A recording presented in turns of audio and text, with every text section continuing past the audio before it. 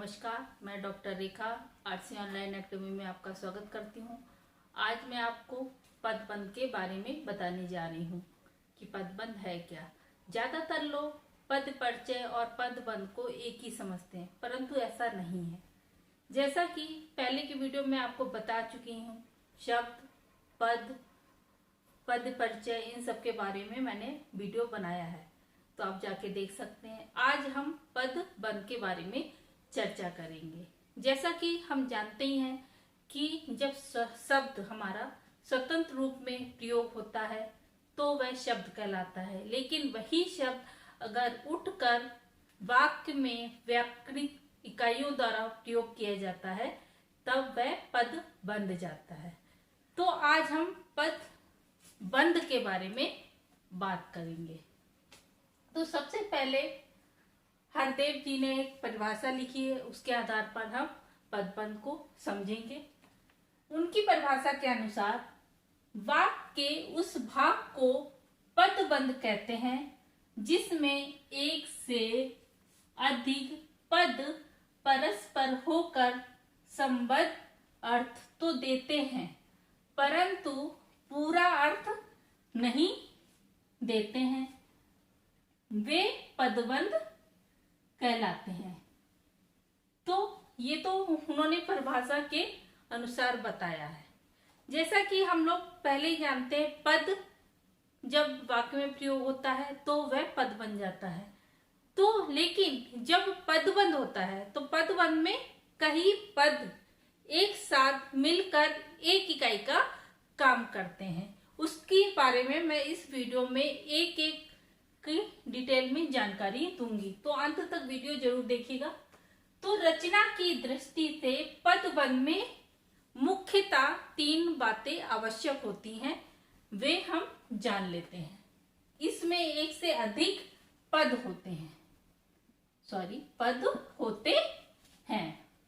ये पद इस तरह संबद्ध होते हैं कि इनसे एक इकाई बन जाती है।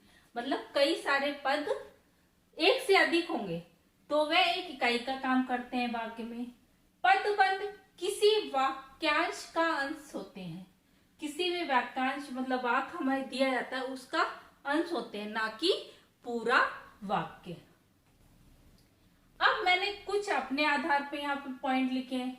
तो पहला पॉइंट हमारा क्या है, ये पदबंध आपस में इस तरह से जुड़े होते हैं कि एक व्याकरण की इकाई का रूप ले लेते हैं।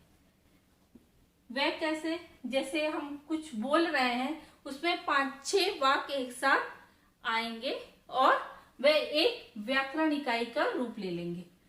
हर पदबंध में एक मुख्य पद होता है, बाकी उस पर आश्रित होते हैं।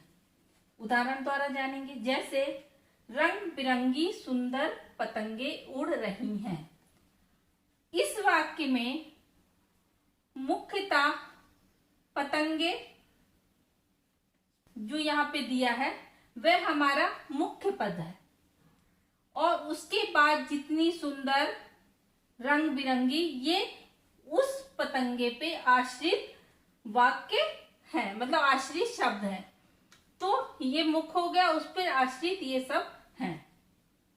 अब थोड़ा और जानते हैं पदबंध का निर्धारण कैसे होता है। हम कैसे जानेंगे कि ये संज्ञा पदबंध है, सर्वनाम पदबंध है या विशेषण पदबंध है। तो इसके लिए क्या है, इसका निर्धारण कैसे होता है, मुख्य पद के आधार पर होता है।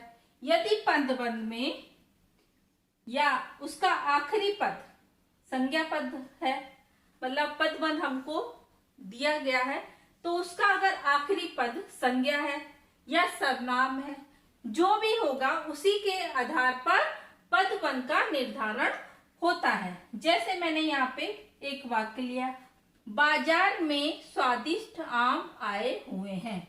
इस वाक्य में आम हमारा मुख्य पदबंध है और ये आम क्या है, संज्ञा है। तो ये पूरा पदबंध जो हमारा है संज्ञा पदबंध कहलाएगा। अगर यहाँ पे सर्वनाम होता तो पूरा पदबंध हमारा सर्वनाम पदबंध कहलाता। तो जो ये हमने बोला बाजार में स्वादिष्ट आम, तो ये कई पद, एक पद, दो पद, तीन पद, इन सब पदों से मिलकर हमारा पदबंध बना है। तो ये जो पदबंध है ये कोई पूरा वाक्य नहीं है। अगर परिभाषा के अनुसार हम जाएं तो ये पद इस तरह संबद्ध होते हैं कि इनकी एक इकाई बन जाती। देखिए सब जुड़े हुए हैं तो एक इकाई का काम कर रहे हैं। अब हम डिटेल में ये जानेंगे कि ये कितने हैं। संज्ञा होते हैं पदबंध, सर्वनाम पदबंध होते हैं, विशेषण पदबंध होते हैं, क्रिया विशेषण होते हैं।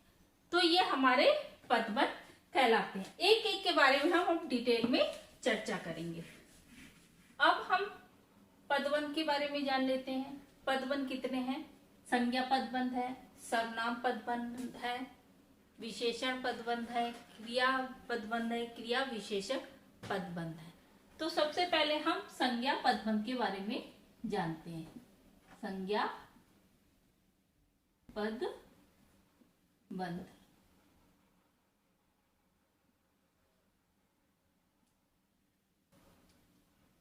वाक्य की जो व्याकरणिक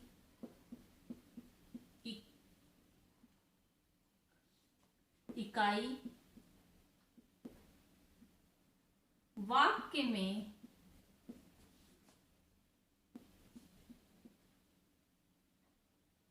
संज्ञा का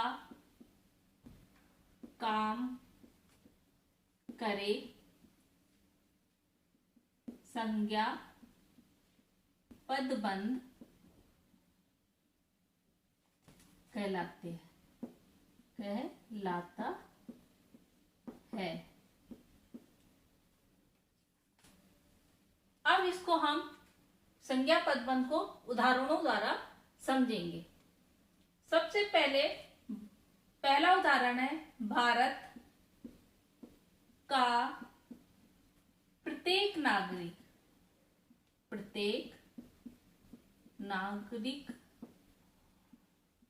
देश भक्त है।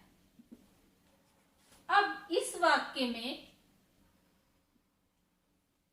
जो मुख्य वाक्य है नागरिक है, ये संज्ञा है। और जैसे कि मैंने पहले ही बताया था, जो हमने मुख्य बातें बताई थी उसमें, कि जो अंतिम जो होगा हमारा, जो भी आएगा चाहे संज्ञा और सर्वनाम, वही हमारा मुख्य पदबंध कहलाता है। तो नागरिक संज्ञा है और बाकी का बचा वाक्य हमारा संज्ञा पदबंध है। तो ये हो गया हमारा संज्ञा पदबंध। अब हम इसको पहचानेंगे कैसे? तो संज्ञा पदबंध में हम कौन, क्या, कितने, ये शब्द लगा के पहचान सकते हैं। जैसे इस वाक्य में देखिए, कौन भक्त है। अगर हम प्रश्न करें कौन भक्त है, तो उत्तर में ये निकलेगा भारत का प्रत्येक नागरिक। ये हो गया पहचानने का, मैंने ये एक विधान आपको बताया। ऐसे दूसरे वाक्य में, सस्ते दामों पर आम मिल रहा है। इस वाक्य में सबसे पहले हम मुख्य पद को पहचानेंगे। मुख्य पद हमारा क्या है? आम। ये एक संज्ञा शब्द है। उससे पहले का जो भी जितने भी पद आए, इस वाक्य में 4 पद आए, 1 2 3 4 पद है। तो ये जितने भी पद हैं वे हमारे क्या है? संज्ञा पदबंध। अब हम कैसे पहचानेंगे? अगर हमारा निकल नहीं रहा, मान लीजिए ये कुछ भी नहीं दिया, अब हम क्या, जैसे बताया मैंने, कौन, कितने, ये शब्द लगा के प्रश्न कर सकते हैं। तो हम सबसे पहले करेंगे क्या मिल रहा है। कौन मिल रहा है तो नहीं होगा, कौन मिल रहा है, क्या मिल रहा है, तो उत्तर में आएगा सस्ते दामों पर आम। तो इस तरह से हम संज्ञा पदबंध को पहचान सकते हैं। अब हमारा दूसरा है, ये पहला हो गया, उसके बाद दूसरा है सर्वनाम पदबंध।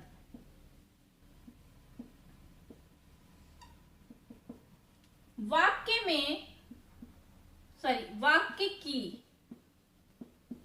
जो व्याकरणिक इकाई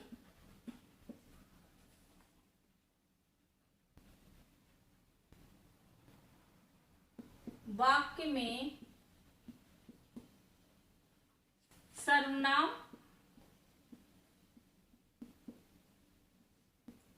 पद का कार्य करे,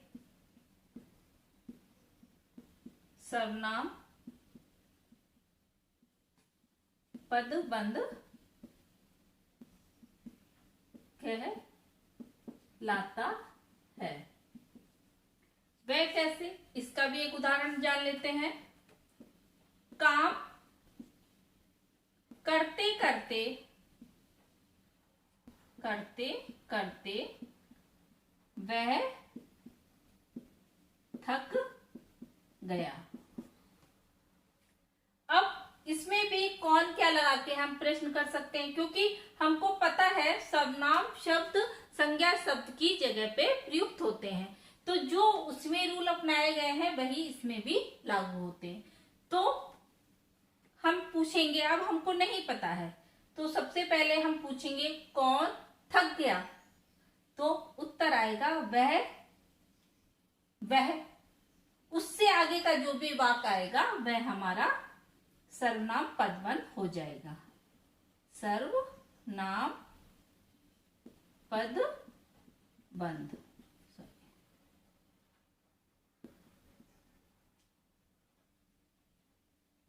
तो इस वाक्य में 1 2 3 4 पद मिलके एक इकाई का काम कर रहे हैं।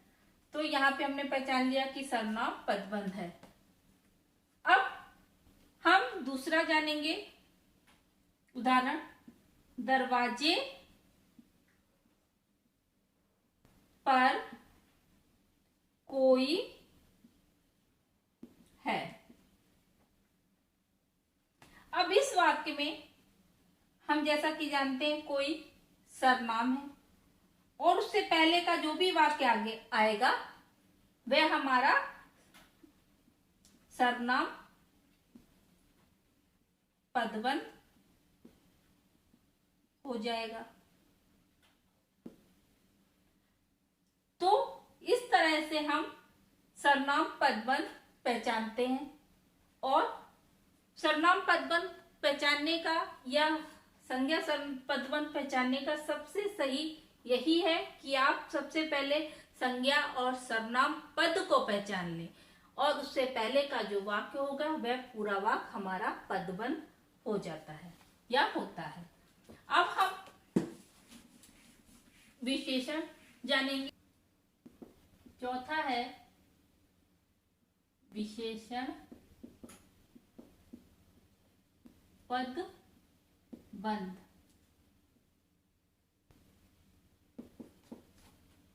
वाक्य की जो व्याकरणिक इकाई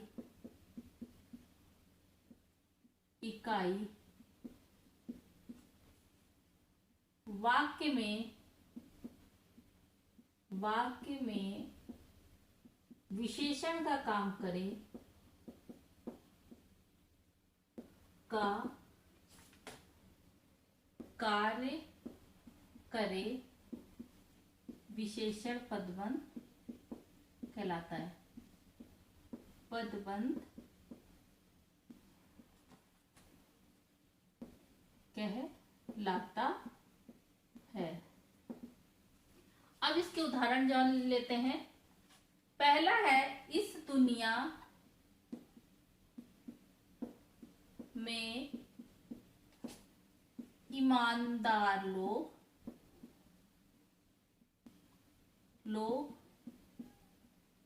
बहुत कम हैं।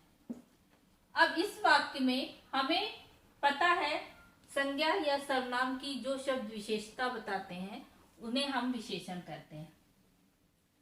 तो यहाँ पे लोग हमारा संज्ञा है और बाकी या सर्वनाम है, जो भी यहाँ पे आएगा उससे पहले जो शब्द आ रहे हैं, विशेषता बता रहे हैं, वह हमारा विशेषण पदबंध कहलाएगा। अगर हमें ये भी नहीं पता है कि हम पहचान नहीं सकते, तो हमें क्वेश्चन करना चाहिए। क्वेश्चन में क्या होगा, कैसे या कैसी लगा के हम प्रश्न पूछे। कैसे लोगों की कमी है, तो आएगा ईमानदार। इस दुनिया में ईमानदार लोगों की कमी है। तो हमें यहां से यहां लेके ये हमारा विशेषण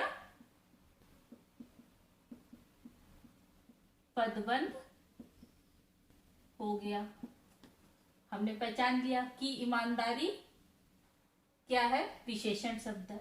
तो ये पूरा शब्द विशेषण पदबंध हो गया। अब एक और उदाहरण द्वारा जानते हैं। तेज चलने वाली गाड़ियां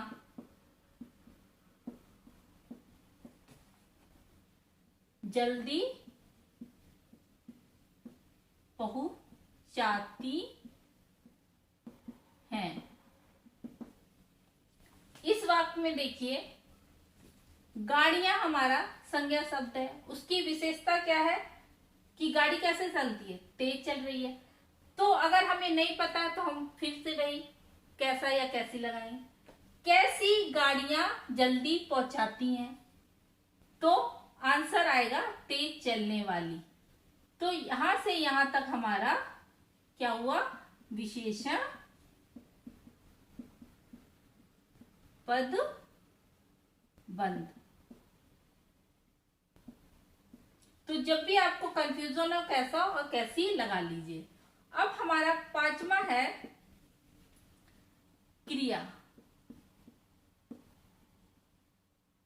पदबंध। वाक्य की जो व्याकरणिक इकाई, जो व्याकरणिक इकाई क्रिया का बोध कराए, व्याकरणिक इकाई काम का बोध कराए, काम या कार्य का बोध कराए, वह क्रिया पदबंध कहलाती है।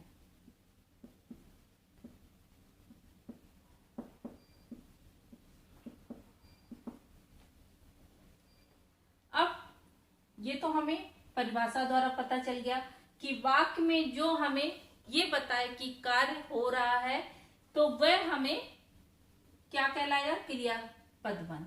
इसको उदाहरण द्वारा जानेंगे। जैसे मोहन को देर हो रही है।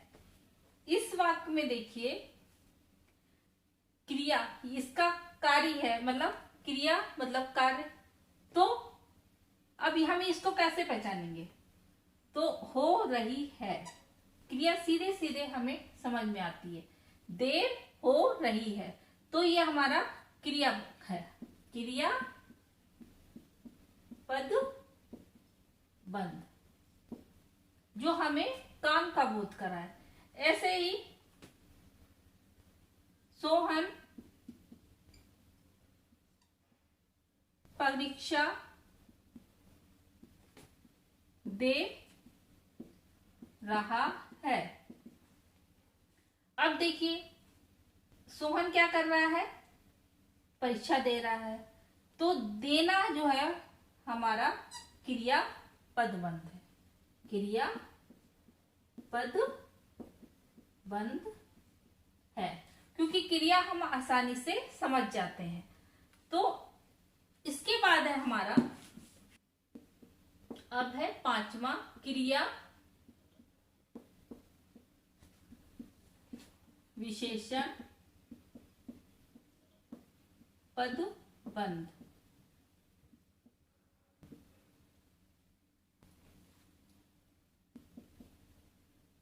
वाक्य में क्रिया की विशेषता होने का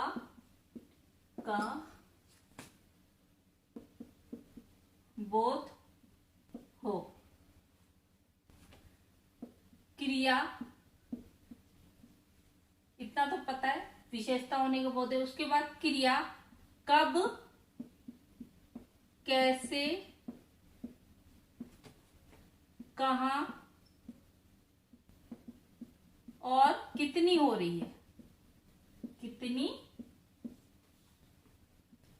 हो रही है।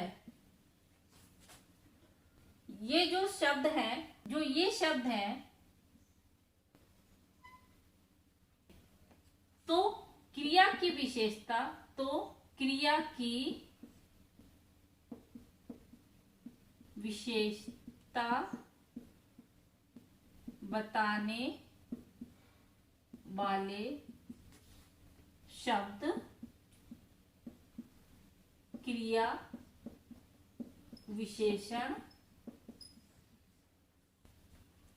बन जाते हैं। उदाहरण है, मैंने रमा की आधी रात तक प्रतीक्षा की। अब इस वाक्य में हम कैसे पहचानेंगे कि क्रिया विशेषण है? तो मैंने कितनी प्रतीक्षा की, तो आंसर में आएगा आधी रात तक। तो ये हमारा क्रिया विशेषण पदबंध हो गया। क्योंकि जब भी हमको कोई वाक्य मिलेगा उसमें कब, कैसे, कहां और कितना या कितनी लगा के हम प्रश्न करेंगे, तो वहां से हमें जो उत्तर निकल के आएगा वही हमारा क्रिया पदबंध कहलाएगा। उसने सांप को पीट पीट कर मारा। अब इस वाक्य में देखिए, उसने सांप को, अब हम लगाएंगे कैसे मारा। तो कैसे मारा यानी पीट पीट कर। तो ये हमारा क्रिया विशेषण पदबंध हो गया। हमने इसको पहचान लिया। तो पीट पीट कर और आधी रात तक ये हमारे क्रिया विशेषण पदबंध है। तो आज मैंने आपको इस वीडियो में पदबंध के बारे में पूर्ण रूप से बताया कि पदबंध को हम कैसे पहचान सकते हैं, वाक्यों में पदबंध है क्या। तो अगर आपको हमारा ये पदबंध का बनाया हुआ वीडियो पसंद आया है तो हमारे चैनल को सब्सक्राइब करें, वीडियो को लाइक करें। नमस्कार।